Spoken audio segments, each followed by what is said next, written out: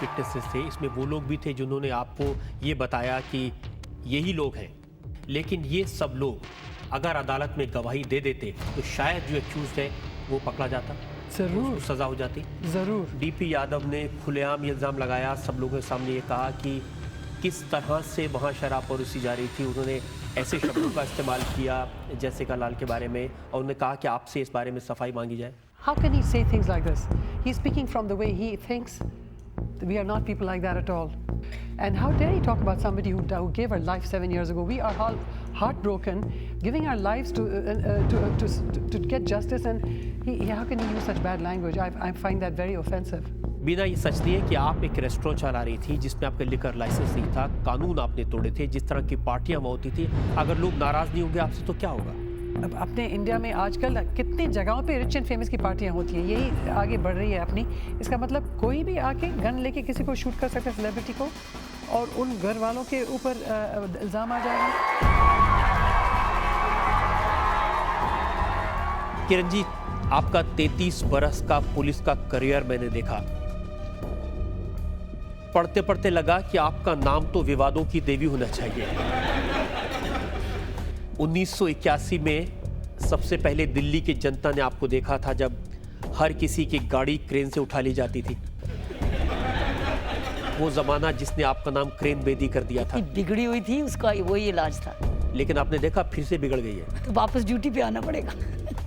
आपको असली कंट्रोवर्सी बताता हूँ। चंडीगढ़ में जब आपकी पोस्टिंग हुई तो आपने सबसे पहला काम ये किया कि वहाँ पर जो डिस्कोस थे वो बंद करा दिए, कहा इस शहर में कोई नाइट लाइफ नहीं होनी चाहिए।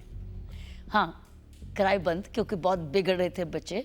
अगर 12 बजे के बाद उन्होंने शराबें पी के लड़कियों को छेड़ना है और उसके बाद मैं उसकी तफ्तीशी करती रहूँ, फिर मैं हूँ किस लिए? लेकिन आपका काम पुलिसिंग करना है या रिफॉर्म करना है सोसाइटी को? दोनों। क्या जी, लेकिन पुलिस ऑफिसर तो बहुत सारे हैं, क्या वजह है कि आप जहाँ जाती हैं वहीं इस तरह की कंट्रोवर्सीज खड़ी होती हैं? ये मुझे नहीं मालूम। तो मानती हैं आप कंट्रोवर्सीज तो हैं? आपने कहा ना, इसलिए मैं बोल रही हूँ, नहीं तो आप मुझे कन्विक्शन दिला देंगे जज साहब से। तो आपका नाम फिर किरण बेदी के बदले कंट्रोवर्सी देवी कर देना चाहिए। किरण बेदी के आते ही एक जो टेरर, जो डर लोगों में बैठ जाता था, वो डर वापस आएगा। किस बात का डर? किसी की गाड़ी उठने का डर, किसी को पिटाई होने का डर। गाड़ी जरूर उठेगी अगर गलत पार्क्ड है। मैं अब भी उठ रही है, तभी भी उठेगी। और अगर कोई गलत काम करता है तो वो जेल जरूर जाएगा।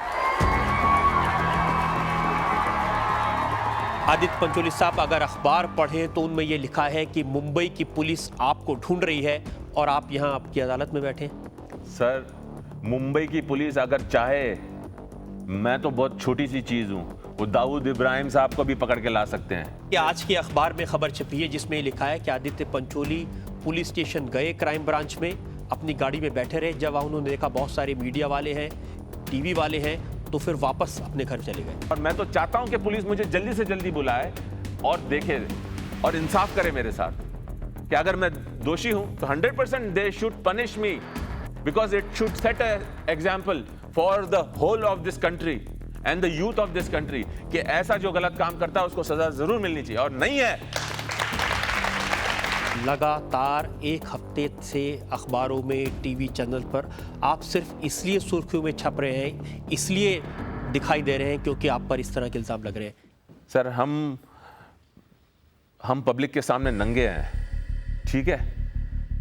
बिल्कुल हमारी नंगी लाइफ, जो भी हम करें, चाहे हम छींक दें या रेस्टोरेंट में खाना खाएं या किसी के साथ झगड़ा करें, या we are living in a world which is transparent. मगर जो लोग उंगलियां उठाते हैं उनको अपने गिरेबान में झांक कर खुद देखना चाहिए कि वो अंदर से नंगे हैं कि नहीं। कोई ना कोई तो वजह होगी ना कि आपके बारे में ही ऐसी बातें लिखी जाती हैं बार बार। सर, ये तो शुरू से मेरा इमेज ये बना रखा है प्रेस ने।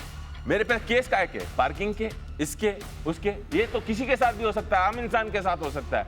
तो हर बार कोई दूसरा करता है तो लेकिन वो तो बाबा है, वो भोला है, वो नादान है, और जब आदित्य पंचोली करता है तो दाऊद इब्राहिम है।